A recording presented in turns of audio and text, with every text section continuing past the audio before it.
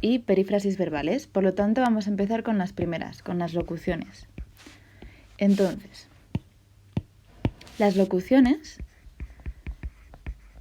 están formadas, al igual que las perífrasis, es decir, esto tienen en común, por dos palabras como mínimo, ¿vale?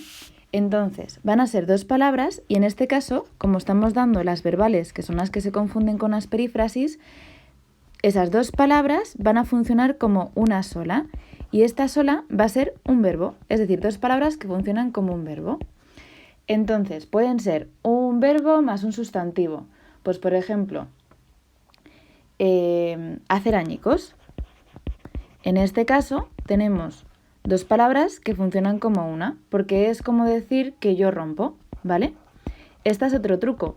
Es decir, las locuciones se pueden sustituir por un verbo. Por ejemplo, echar a perder es lo mismo que decir estropear. Entonces sería todo núcleo en sintaxis y lo pondríamos como locución. O por otro lado, hacer por hacer o dejar plantado. Dejar plantado es lo mismo que decir abandonar. Vale, ahora vamos a ir con las perífrasis verbales, ¿ok? Las perífrasis son un poquito más complicadas. Sé que el nombre es extraño, pero ya digo que solamente significa que son dos palabras, en este caso, dos verbos que funcionan como uno. Estos dos verbos van a ser un auxiliar, que va a ser el que esté conjugado, y el que pierde su significado. ¿Qué quiere decir esto? Pues que no tiene ningún significado. Por ejemplo, en tengo que hacer, tengo ya no significa que posees algo. Vale, el auxiliar está conjugado, pierde significado y está a veces, tiene entre medias una preposición o una conjunción juntado con un auxiliado.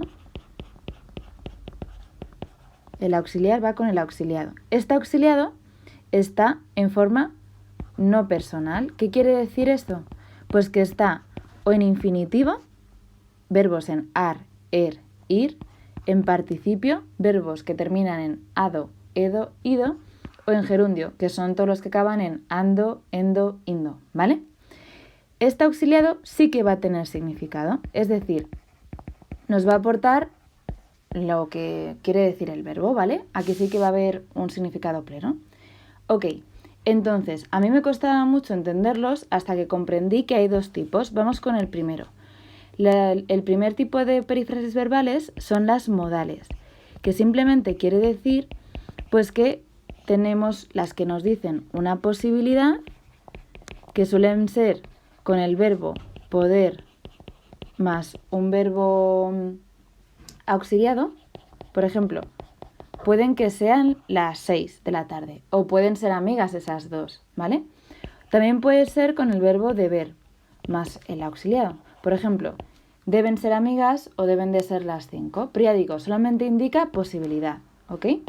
Luego tendríamos, por otro lado, las de obligación, que aquí pues tendríamos verbos como tener que o deber. Debes más el verbo directamente, ¿vale? Por ejemplo, debes ir con tus padres, pues debes ir. Lo pondríamos todo como núcleo verbal en sintaxis, puesto que es una perífrasis de obligación. Vale, vamos con el tercer caso. El tercer caso es el que es un poquito más distinto y más diferente, en el sentido de que cuesta más pillarlos. ¿Por qué? Porque son los que te hablan del aspecto, son las perífrasis aspectuales. Estas quiere decir que te dicen si la acción está acabada o no está acabada, es decir, si está imperfecta o imperfecta o perfecta la acción. Para entenderlas, yo en mi cabeza hago como una especie de línea del tiempo y sitúo los dos verbos dentro de esta línea del tiempo. Por ejemplo, si la acción va a comenzar, si ya ha comenzado, si está transcurriendo, si está a medio camino, si va a acabar, si ha acabado o si se repite, ¿vale? Fijaos, aquí tenéis algunos casos. Por ejemplo, ¿veis? Obligación, tener que más infinitivo, tengo que estudiar. Probabilidad, deber que más infinitivo. Y aquí en azul las aspectuales, ¿ok? Por ejemplo, sigue estudiando. Hay una que os va a llamar la atención, que es la que suele ser, por ejemplo, rompió a llorar, porque pierde romper totalmente su significado. Ahora simplemente quiere decir que empieza a llorar, ¿ok? Cuidado con este tipo. Y aquí tenéis una comparación entre perífrasis verbales y locuciones verbales. Por último, soléis confundiros mucho entre las perífrasis y las oraciones subordinadas compuestas por un verbo y el segundo que está en participio, gerundio o infinitivo.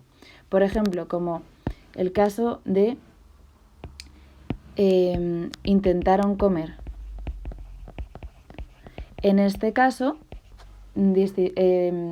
descubrirse una perífrasis no es difícil en el sentido de que, primero, no me dice una posibilidad, tampoco una obligación, y bueno, puedes tener la duda de si la acción está en proceso, ¿vale? Entonces, en este caso, me doy cuenta de que realmente no es una perífrasis porque este verbo sigue siendo un verbo pleno, es decir, sigue teniendo totalmente su significado, así como el segundo verbo.